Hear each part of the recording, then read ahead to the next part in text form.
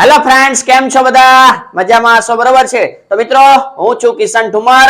આજના લેક્ચરની અંદર આપણે ધોરણ 10 વિષય ગણિત ચેપ્ટર નંબર 10 વર્તુળના હેતુલક્ષી પ્રશ્નો જોવાના છીએ મિત્રો. બેઝિક મેથ્સ, સ્ટાન્ડર્ડ મેથ્સ, કોઈ પણ મેથ્સ હોય તમારે આ ચેપ્ટરની અંદર પૂરેપૂરા માર્ક મેળવવા માટે બેઝિક કન્સેપ્ટ શીખવા પડે. બેઝિક કન્સેપ્ટની અંદર પણ તમને પ્રમેય તો બે આપેલા છે ભાઈ, બરાબર. બેઝિક મેથ્સ હોય, સ્ટાન્ડર્ડ મેથ્સ હોય, બે માટે હાઈ વેટેજ પણ કહી શકાય એવા પ્રકારનું ચેપ્ટર છે. નાનું નાજુકડું ચેપ્ટર અને તમને 8 થી 10 માર્ક લગી પહોંચાડી શકે છે, બરોબર છે. પણ બેઝિક ફંડા તમને હેતુલક્ષી પ્રશ્નથી મળે છે અને બધી વસ્તુ આવડી જતી હોય છતાં પણ આપણે જે પ્રોબ્લેમ આવતો હોય હેતુલક્ષી પ્રશ્ન છે. તો આજના લેક્ચરમાં આપણે હેતુલક્ષીની ચર્ચા કરવાના છે કે વર્તુળ ચેપ્ટરની અંદરથી કેવા કેવા હેતુલક્ષી પ્રશ્ન પૂછાઈ શકે. રેડી? તો તમને ખબર જ છે આપણો આ જે વન શોર્ટ સિરીઝ ચાલે છે મિત્રો હેતુલક્ષી આધારિત, તેમાં આપણે અગાઉ પણ ચેપ્ટરો લઈ લીધેલા છે અને તમે એ પણ જોયેલા જ છે, એટલે તમને ખબર જ છે કે કેવા પ્રકારના એમસીક્યુ અત્યાર લગીના ચેપ્ટરોમાં પૂછાઈ શકે. અને આજે આપણે એવી જ વાત કરવાની છે કે ચેપ્ટર નંબર 10 વર્તુળની અંદર કેવા એમસીક્યુ અથવા તો ખરા ખોટા કે ખાલી જગ્યા જે કંઈ પણ પૂછાવાનું છે મિત્રો એ કેવી હોઈ શકે. રેડી? તો વિડીયોમાં છેલ્લે સુધી જોડાવા વિનંતી કરું છું મિત્રો, કે જેથી કરીને તમારા હેતુલક્ષીના કન્સેપ્ટો સ્ટ્રોંગ થશે, સાથે સાથે કોઈ એક્સ્ટ્રા એક્ઝામ્પલો પૂછાય 2 માર્કમાં, 3 માર્કમાં, તો એ પણ તમને આવડી જાય. રેડી? બાકી આઈએમપી માં પ્રમેય કરી લેવાના છે, બરાબર. લાસ્ટમાં બીજા 2-3 ક્વેશ્ચન પણ કહીશ કે સ્ટાન્ડર્ડ મેથ્સ હોય તો ભલે, બેઝિક મેથ્સ હોય તો ભલે, તમને એ પ્રકારના ક્વેશ્ચનો વારંવાર પૂછાતા હોય છે. તો વિડીયોમાં છેલ્લે સુધી જોડાયેલા રહેજો, બરાબર છે. વિડીયોની શરૂઆત કરતા પહેલા મિત્રો, ખાસ ચેનલ પર પહેલી વાર હોય તો ચેનલને જરૂરથી સબસ્ક્રાઇબ કરી લ્યો. વિડીયોને લાઈક નથી કરેલો તો વિડીયોને લાઈક કરી દો. તમારા મિત્રોને ફટાફટ શેર કરી દો, જેથી કરીને એ પણ વર્તુળની અંદર ક્યાંય કચાશ રહે એવું બની શકે નહીં એને. રેડી? કોમ્પિટિશન હંમેશા હેલ્ધી હોય છે. તો આ જ વાક્ય સાથે આપણે હવે સેશનની શરૂઆત કરીએ છીએ મિત્રો, બરાબર છે. અહીંયા ચેપ્ટર નંબર 10 વન શોર્ટ અને વર્તુળ નામનું ચેપ્ટર છે. તો સૌથી પહેલા આપણે જોશું મિત્રો, તો અહીંયા તમે ચેપ્ટર નંબર 10 વર્તુળ. હા મિત્રો, એક વસ્તુ ખાસ યાદ રાખજો, નીચે અલગ અલગ સોશિયલ મીડિયાની લિંકો પણ આપેલી છે, ઇન્સ્ટાગ્રામ, વોટ્સઅપ, ટેલિગ્રામ, બરાબર છે. તો આ કઈ વસ્તુમાં તમારે જોડાવવું હોય તો તેમાં પણ તમે જોડાઈ શકો છો, કે જેમાં તમને ક્યારેક ક્યારેક અલગ અલગ પ્રકારનું આઈએમપી મટીરિયલ પણ તમને પીડીએફ દ્વારા મળી શકે, અને સાથે સાથે કોઈ પણ એવું કંઈ પરીક્ષા રિલેટેડ હોય તો એ પણ તમને હું કહી શકું, બરાબર. અને સાથે સાથે એક નીચે ડિસ્ક્રિપ્શનમાં લિંક પણ આપેલી છે. બોર્ડની પરીક્ષા દરમિયાન તમારે કઈ વસ્તુનું ધ્યાન રાખવું જોઈએ કે જેથી કરીને આખા વર્ષમાં તે પ્રોપરલી તમે ભણેલા છો, કોઈ 50 પેપરની અંદર 3 કલાકમાં પણ રહી ના જવી જોઈએ. તેના માટેનો પણ વિડીયો એક ડિસ્ક્રિપ્શનમાં આપેલો છે. રેડી? તો તે પણ જોઈ લેજો. ચાલો શરૂઆત કરીએ હવે ફટાફટ. વર્તુળને વધુમાં વધુ ખાલી જગ્યા સમાંતર સ્પર્શકો હોઈ શકે છે. કોઈ પણ વર્તુળ ડ્રો કરો, વર્તુળના સ્પર્શકની વ્યાખ્યા તમને આવડતી હોવી જોઈએ મિત્રો. વર્તુળના સ્પર્શક આધારિત જ આ ચેપ્ટર છે અને વર્તુળને વધુમાં વધુ કેટલા સમાંતર સ્પર્શકો હોઈ શકે? વધુમાં વધુ. રેડી? અહીંયા વર્તુળને વધુમાં વધુ 2 સમાંતર સ્પર્શકો હોય છે. કેટલા હોય છે મિત્રો? 2 સમાંતર સ્પર્શકો હોય છે. શું કામ? કારણ કે કોઈ પણ એક જગ્યાએ તમે સ્પર્શક ડ્રો કરો તો તેની સાથે બીજો એક સમાંતર ડ્રો કરી શકાય સામેની સાઈડ, બરોબર. તો એ વસ્તુ ધ્યાનમાં રાખવાની છે, બરોબર. તો આવા પ્રકારના ક્વેશ્ચનો પૂછાતા હોય છે. અહીં એક સ્પર્શક ડ્રો કરો છો આડીના લે, બરોબર, તો એને સમાંતર એક અહીંયા સ્પર્શક હોઈ શકે. આવી રીતના કોઈ પણ જગ્યાએ એક સ્પર્શક ડ્રો કરો, બરોબર છે, તો એને એક સમાંતર બીજો સ્પર્શક હોય, એટલે વધુ 2 સમાંતર સ્પર્શક હોઈ શકે છે. તો આપણે 2 છે એ ફાઇનલ જવાબ થશે. નેક્સ્ટ, વર્તુળે ચતુષ્કોણ ABCD ની બધી જ બાજુઓને સ્પર્શે છે. બધી જ બાજુઓને સ્પર્શે છે. એક ચતુષ્કોણ છે ભાઈ, એને વર્તુળ સ્પર્શે છે. સમાંતર છે કેવો એ અત્યારે કઈ કીધું જ નથી, આપણે ખાલી આવી રીતના સ્પર્શે છે એવું કીધું છે. ABCD.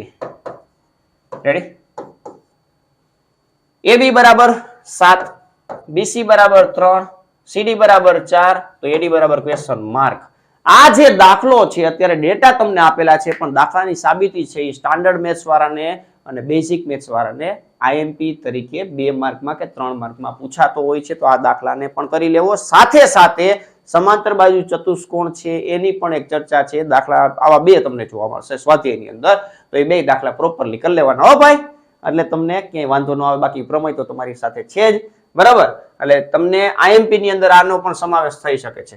હવે આની અંદર સાબિતી એવી છે મિત્રો, સામ સામેની બાજુનો સરવાળો છે એ સરખો થાય. તો અહીંયા AB + CD બરાબર AD + BC આવું થાય, બરાબર. તો આ બેનો સરવાળો કેટલો થાય મિત્રો? 11 થાય. તો આ બેનો સરવાળો બનાવવો છે, આ 3 છે, તો અહીંયા કેટલા આપણે ઉમેરવા પડશે? AD ની જગ્યાએ ખાલી જગ્યા રાખો તો આ 3, તો આપણે અહીંયા 8 તમે ભરી દો એટલે બે બાજુ સરખો સરવાળો થઈ જાય, બરોબર. તો 8 છે આપણો ફાઇનલ જવાબ થશે. ક્લિયર? તો આ વસ્તુ ખાસ ધ્યાનમાં રાખવાની છે. નેક્સ્ટ ત્રીજો ક્વેશ્ચન મિત્રો, વર્તુળનો સ્પર્શક વર્તુળને ખાલી જગ્યામાં બિંદુમાં છેદે છે. વર્તુળનો સ્પર્શક છે એ વર્તુળને એક અને માત્ર એક જ બિંદુમાં છેદે ભાઈ, તો જ એને સ્પર્શક કહેવાય. અને વર્તુળના બે બિંદુમાંથી પસાર થતી રેખા છે તેને છેદિકા કહેવાય. વર્તુળના બે જ બિંદુમાંથી જોડતો જે રેખાખંડ છે તેને જીવા કહેવાય, બરોબર. તો આ બધી વસ્તુ તમે જાણો જ છો. આ વર્તુળનો સ્પર્શક છે એક બિંદુમાં છેદે. કેટલા બિંદુમાં છેદે મિત્રો? એક બિંદુમાં છેદે, બરોબર. તો અનંત શબ્દ પણ એક અહીંયા આપેલો છે મિત્રો. અનંત શબ્દ ક્યારે લાગે તો કે વર્તુળના કેટલા બિંદુ હોય મિત્રો? અસંખ્ય બિંદુઓ હોય. અસંખ્ય બિંદુઓ ઉપરથી વર્તુળને અસંખ્ય સ્પર્શકો પણ હોઈ શકે છે, બરોબર છે, અને હોય જ છે, બરોબર. એટલે એ વસ્તુ ધ્યાનમાં રાખવી. નેક્સ્ટ, જેમાં બે અંત્ય બિંદુઓ તેની અનુરૂપ જીવામાં સંપાતી હોય છે તેવી છેદિકાનો વિશિષ્ટ હિસ્સો એટલે ખાલી જગ્યા. 3 ઓપ્શન આપેલા છે: વર્તુળની છેદિકા, વર્તુળનો સ્પર્શક અને વર્તુળનું સ્પર્શ બિંદુ. અહીંયા તમને કંઈક અલગ રીતે ટ્વિસ્ટિંગ કરી પૂછો, બરોબર. કદાચ એવું બની શકે કે આ ટ્રેન્ડિંગમાં આવી જાય ક્વેશ્ચન. દર વખતે છેદિકાના સ્પર્શકના ક્વેશ્ચનો પૂછાતા હોય તો આ એક ટ્રેન્ડિંગમાં આવી શકે, બરોબર. એક વાક્ય તમને ટેક્સ્ટબુકમાં આપેલું છે, એ ગોતવું પડે તમારે, પણ આ ઈ વાક્ય છે. તમને હું સમજાવી દઉં, ખાસ યાદ રાખજો. કદાચ આવું સમજાય ના હોય એવું બની શકે. તો એક વર્તુળ છે, બરોબર. એમાં બે અંત્ય બિંદુઓ તેની અનુરૂપ જીવામાં સંપાતી હોય. જીવામાં સંપાતી હોય તેવી છેદિકાનો વિશિષ્ટ આ એક છેદિકા ડ્રો કરીએ છીએ, બરોબર. સંપાતી કરવાનું છે. આ પી નામ આપી દઉં, અહીંયા ક્યુ નામ આપી દઉં. તો આ ક્યુ બિંદુને તમે ખેંચીને અહીંયા લઈ લ્યો, બરોબર. આ વર્તુળ પર અહીંયા માની લો ક્યુ આવ્યું, બરોબર. ત્યારે આવી રીતના થયું, આ છેદિકા થશે. આ ક્યુ અહીંયા છે, વળી પાછું અહીંયા ધારો કે ક્યુ લઈ લ્યો છો તો અહીંયા છેદિકા થશે, બરોબર. આ એક ક્યુ છે, આને આમ ખેંચીને લઈ લેશો તો આ એક છેદિકા થશે, બરોબર. ધીમે ધીમે કરીને ક્યુ અહીંયા લઈ લ્યો તો અહીંયા છેદિકા થશે, બરોબર. પણ પી અને ક્યુ બે સંપાતી થઈ જશે ત્યારે એક જે રેખા ડ્રો થશે એ વર્તુળનો એક વિશિષ્ટ કિસ્સો છે છેદિકા માટેનો, જેને આપણે વર્તુળનો સ્પર્શક કહીએ છીએ. વર્તુળનો શું કહીએ છીએ મિત્રો? સ્પર્શક કહીએ છીએ. તો આ વાક્ય યાદ રાખવું, બરોબર છે.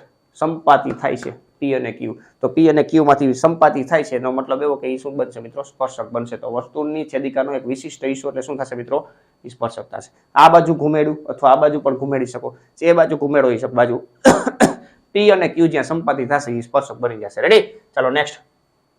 વર્તુળને બે બિંદુમાં છેદતી રેખાને શું કહે છે ભાઈ? છેદિકા કહેવાય. છેદિકા કહીએ, છેદિકા, બરાબર કે નહીં? આ સ્પર્શક છે તમે જાણો છો. અને સ્પર્શકને 90 ડિગ્રીએ પસાર થતું કોઈ બીજી રેખા હોય તો એને આપણે અભિલંબ કહીએ છીએ. અભિલંબ તમારે અત્યારે આવે નહીં પણ તમને ખબર હોવી જોઈએ. જો કોઈ વર્તુળની બે જીવાઓ વચ્ચેનો ખૂણો 140 ડિગ્રી હોય, કોઈ એક વર્તુળ છે એની બે જીવા વચ્ચેનો ખૂણો છે 140 આપેલો, એટલે આપણે આવી રીતના ડ્રો કરી. આ 140 ડિગ્રી છે. રેડી? બે જીવાના અંત્ય બિંદુએ દોરેલા સ્પર્શકો, આ અંત્ય બિંદુ છે એને સ્પર્શકો ડ્રો કરીએ આવી રીતના, બરાબર. આ સ્પર્શકો ડ્રો કરી નાખા. આ પી એ છેદે છે એવું માની લે. દોરેલા બે સ્પર્શકો વચ્ચેનો ખૂણો. આવા પ્રકારના ક્વેશ્ચનો પૂછાતા હોય ભાઈ, મૂંઝાવવાનું નથી. કઈ રીતના યાદ રાખવાનું? તો કે 140 છે તેની સામેના ખૂણાનો બેનો સરવાળો છે એકબીજાનો પૂરક કોણ થાય, ચક્રીય ચતુષ્કોણ જેવું કામ કરે. 140 છે તો આ કેટલું થશે મિત્રો? 40 થશે. શું કામ? કારણ કે બેનો સરવાળો 180 થાય. આપણને સ્પર્શકો વચ્ચેનો ખૂણો પૂછો, યાદ રાખજો ભાઈ. આ બે સ્પર્શકો છે એ બે વચ્ચેનો ખૂણો કેટલી વાર અડધોય પૂછે. આગળ ક્વેશ્ચન આવશે તો આપણે જોશું, બરાબર. તો આ 40 ડિગ્રી જવાબ આવશે. રેડી? ચાલો નેક્સ્ટ. જો વર્તુળની બે જીવા વચ્ચેનો ખૂણો 130 ડિગ્રી હોય તો ત્રિજ્યાઓના અંત્ય બિંદુએ વર્તુળને જે બિંદુએ સ્પર્શે છે તે બિંદુ પર દોરેલી સ્પર્શક રેખાઓ વચ્ચેનો ખૂણો, સ્પર્શકો વચ્ચેનો ખૂણો 130, તો સામે સરવાળો કરવા માટે 50 ઘટે 180 બનાવવા, બરાબર. તો 50 છે આપણો ફાઇનલ જવાબ. આગલી જ આકૃતિ પ્રમાણે ક્વેશ્ચનનો ડેટા ચેન્જ થઈ ગયો છે, બીજું કાંઈ નવીન નથી, બરાબર છે. નેક્સ્ટ. AB એ વર્તુળની જીવા છે ભાઈ. એક વર્તુળ ડ્રો કરી, એમાં AB છે એ વર્તુળની જીવા છે એવું માની લે. તથા AOC વર્તુળનો વ્યાસ છે એ પ્રકારે છે કે જેથી ACB, આ એક આ AC વ્યાસ છે, બરોબર. આ વ્યાસ છે. હવે ACB આ 50 ડિગ્રી થાય. ACB કેટલું થાય? તો કે 50 ડિગ્રી થાય, બરોબર. આ વ્યાસ છે, આ ઓ કેન્દ્ર છે એવું માની લે.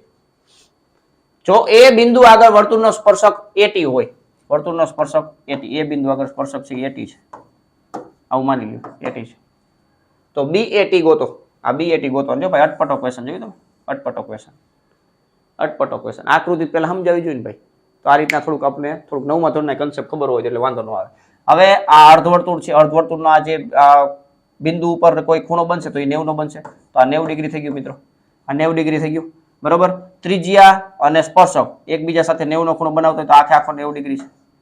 હવે આ 90 છે, આ 50 છે, આ 90 છે, આ 50 છે, તો આ એક ત્રિકોણ જુઓ એસીબી જે ત્રિકોણ દેખાય છે એમાં 90 છે, આ 50 છે, તો આ ભાગ કેટલો થાય મિત્રો? 40 ડિગ્રી થાય.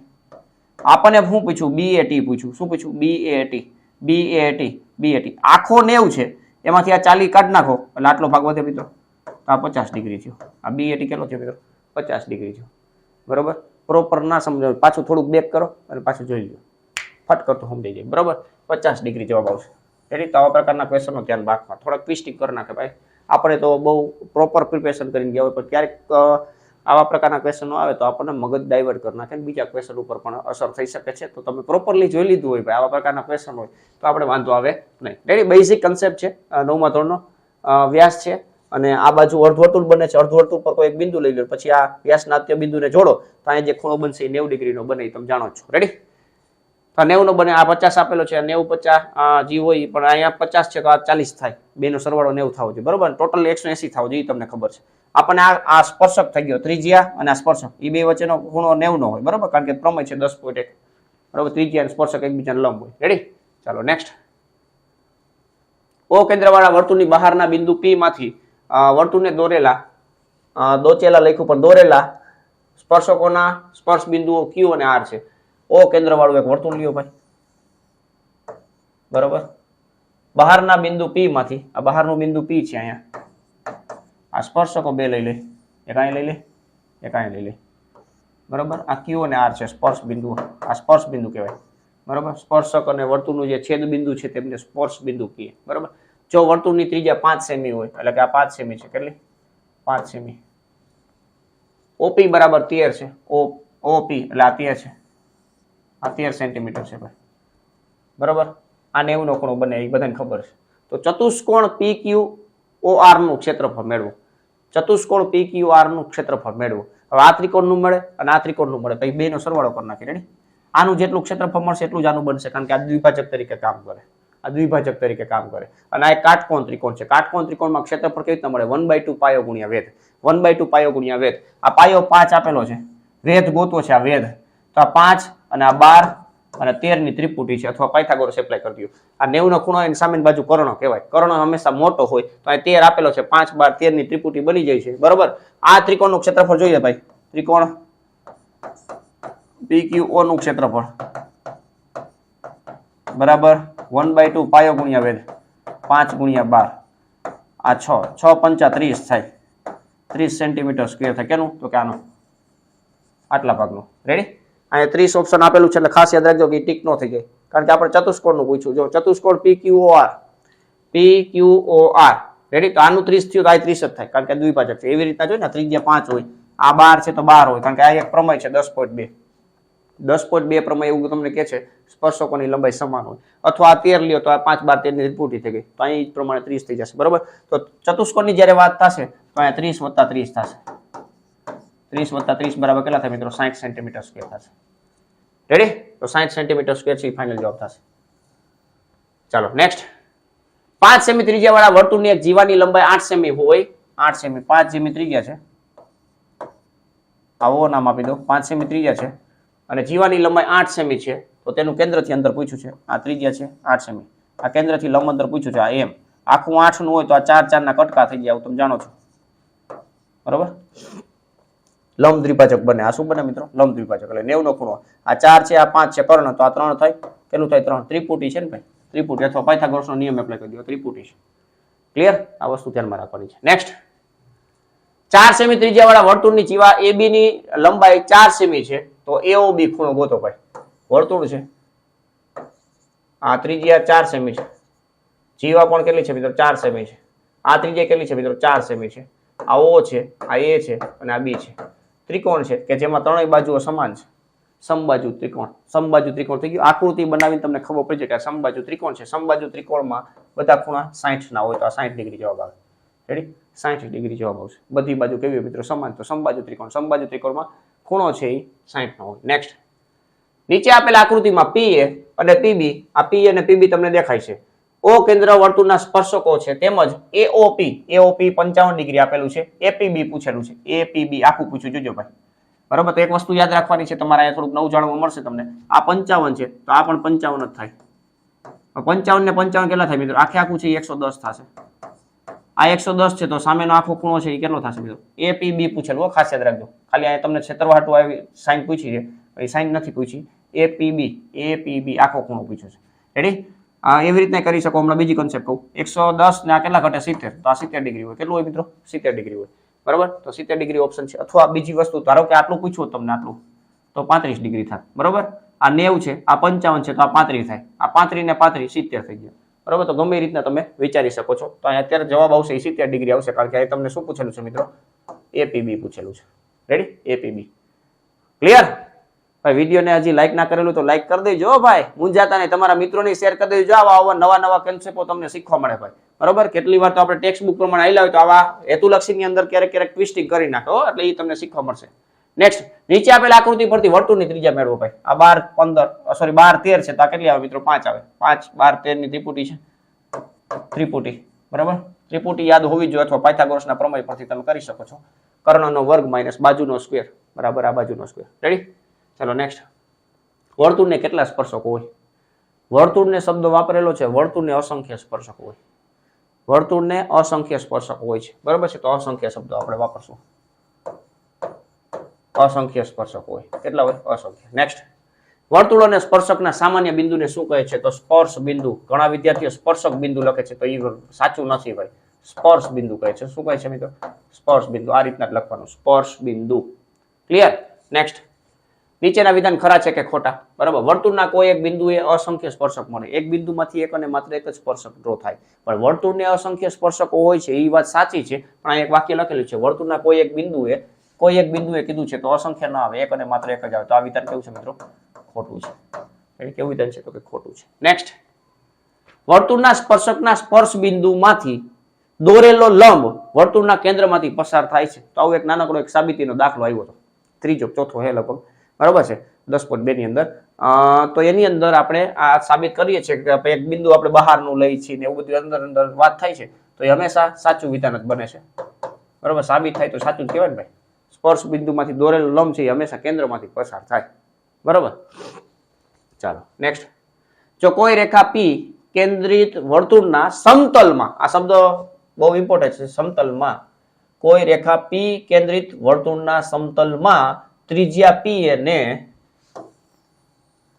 કોઈ રેખા છે, P કેન્દ્રિત વર્તુળ છે, એના સમતલમાં રેખા છે, ત્રિજ્યા P એ, આ P એ એક ત્રિજ્યા છે. રેડી? આગળ લંબ હોય તો તે રેખા વર્તુળનો સ્પર્શક છે. બરાબર. અહીં શું કે છે? કોઈ એક રેખા P ને કેન્દ્રિત વર્તુળના સમતલમાં ત્રિજ્યા P ને એ આગળ લંબ હોય. તો એ આગળ લંબ હોય એવું કહેવા માંગે છે. કોઈ એક રેખા આ એ આગળ લંબ છે, આ એક રેખા L છે. બરોબર. તો આ રેખા વર્તુળનો સ્પર્શક છે, તો આ L છે એ સ્પર્શક છે, તો આમાં કઈ ખોટું જ નથી ભાઈ, સાચું જ છે ને ભાઈ. સ્પર્શક છે તો સાચું વિધાન છે. બરાબર. 90 નો ખૂણો બને, સ્પર્શક છે, સાચું વિધાન છે. એક સમતલમાં શબ્દ વાપરેલો હોવું જોઈએ ભાઈ. સમતલ શબ્દ ન વાપરેલો હોય તો ન હાલે.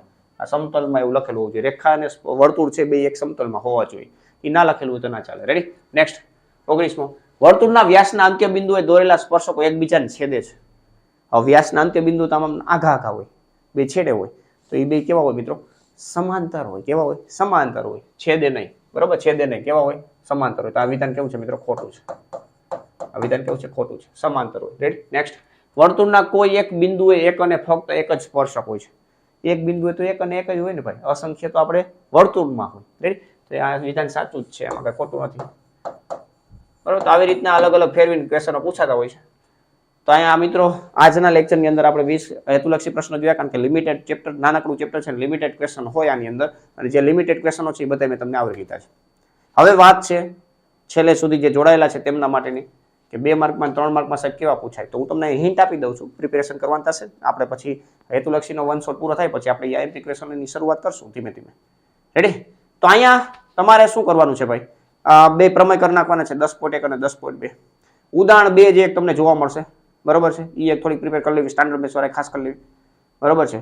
પછી મેં હમણાં વચ્ચે જ વિડીયોમાં એક વાત કરી હતી ભાઈ, કે ઓલા વર્તુળ છે, બરોબર, એની બહાર સાઈડથી એક ચતુષ્કોણ છે સ્પર્શતો હોય, તો જે બાજુઓ સામસામેની બાજુનો સરવાળો છે એ સમાન હોય છે એવું સાબિત કરવાનું હોય છે. સમાંતર બાજુ ચતુષ્કોણ માટે સાબિત કરવાનું છે, બરોબર. એ સમબાજુ છે એવું સાબિત કરવાનું હોય છે. તો એ 2-4 દાખલા છે એ તમારે પ્રિપેર કરી લેવાના છે. એ બહુ ટાઈમમાં આવે છે. રેડી. બાકી સમકેન્દ્રીય વર્તુળ છે, સમકેન્દ્રીય વર્તુળ છે તેમાં કોઈ એકની ત્રિજ્યા બે ની ત્રિજ્યા આપેલી હોય અને જીવાની લંબાઈ પૂછે, આવા પ્રકારના ક્વેશ્ચનો 2 માર્કમાં પૂછાતો હોય. હેતુલક્ષીમાં પૂછાય, બરોબર. 2 માર્કમાં પૂછાય એટલે એ પણ ખાસ જોઈ લેવાનું છે મિત્રો. ઉદાહરણની અંદર તમને જોવા મળશે દાખલો, બરોબર. ઉદાહરણમાં સ્વાધ્યાયમાં છે, આ સ્વાધ્યાયમાં જોવા મળશે. રેડી. પણ જ્યાં હોય અહીંયા સમકેન્દ્રીય વર્તુળ વાળો દાખલા છે એ થોડીક પ્રેક્ટિસ કરી લેવી એક્સ્ટ્રા પણ. રેડી. તો આવા પ્રકારના ક્વેશ્ચનો કરીને જાઓ એટલે 2 માર્કમાં 3 માર્કમાં તમારા રોકડા થઈ જાય. આ ચેપ્ટરની અંદરથી લગભગ 8 થી 10 માર્ક તો હોય જ છે. બેઝિક સ્ટાન્ડર્ડ 2 નો રેન્જ મારે આપ્યું છે તમને, બરોબર. વિથ જનરલ ઓપ્શન કહું છું. રેડી. તો મિત્રો વર્તુળ ચેપ્ટરની અંદર આવી રીતના પ્રિપેરેશન કરી નાખો એટલે તમે કાંઈ ઘટે નહીં. રેડી. તો હવે નેક્સ્ટ લેક્ચરમાં આપણે વર્તુળ સંબંધિત ક્ષેત્રફળની ચર્ચા કરવાના છીએ. ત્યાં સુધી વ્યવસ્થિત રીતે વર્તુળ ચેપ્ટરની પ્રેક્ટિસ કરી લો, બરોબર. બહુ વ્યવસ્થિત રીતે પ્રેક્ટિસ કરવાની છે કારણ કે રોકડા માર્ક લેવાના છે. રેડી. અને તમારા મિત્રોને પણ શેર કરી દેજો. વિડીયોને લાઈક કરવાનું બાકી હોય તો લાઈક કરી દેજો. ચેનલ પર પહેલી વાર હોય તો ચેનલને સબસ્ક્રાઇબ કરી દેજો. Thank you. જય હિન્દ.